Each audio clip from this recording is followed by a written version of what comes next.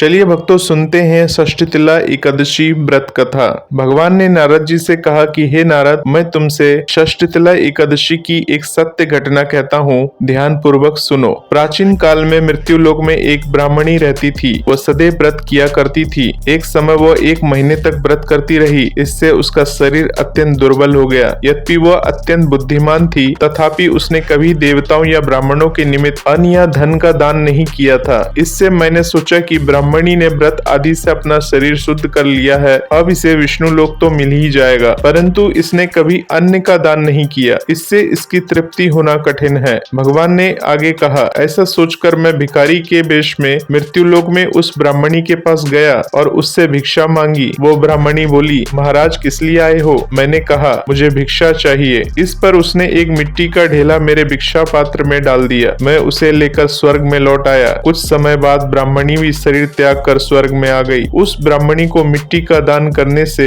स्वर्ग में एक सुंदर महल मिला, परंतु उसने अपने घर को अन्न इत्यादि सामग्रियों से शून्य पाया। घबराकर वो मेरे पास आई और कहने लगी कि भगवान, मैंने अनेक व्रत आदि से आपकी पूजा की है, परंतु फिर भी मेरा घर अन्न इत्यादि सब वस्तुओं से शून्य है। इसका क्या कारण है? इस पर मैंने कहा, पहले तुम अपने घर जाओ, देव स्त्रियां आएंगी तुम्हें देखने के लिए। पहले उनसे षष्ठीतिला एकादशी का पुण्य और विधि सुन लो, तब द्वार खोलना। मेरे ऐसे वचन सुनकर वो अपने घर गई। जब देव स्त्रियां आई और द्वार खोलने को कहा तो ब्राह्मणी बोली, आप मुझे देखने आई हो तो षष्ठीतिला एकादशी का महात्म्य मुझसे कहो। उनमें से एक देव स्त्री कहने लगी कि मैं कहती हूँ। जब ब्राह्मणी ने षष्ठीतिला एकादशी का महात्म्य सुना, तब द्वार खोल दिया। देवांगनाओं ने उसको देखा कि न तो वो एक गांधर्वी है और न ही असुरी है, वरन पहले जैसी मानुष्य है। उस ब्राह्मणी ने उनके कथा अनुसार षष्ठीतिला एकादशी का व्रत किया। इसके प्रभाव से वो सुंदर और रूपवती हो गई तथा उसका घर अन्न इत्यादि समस्त सामग्रियों से युक्त हो गया।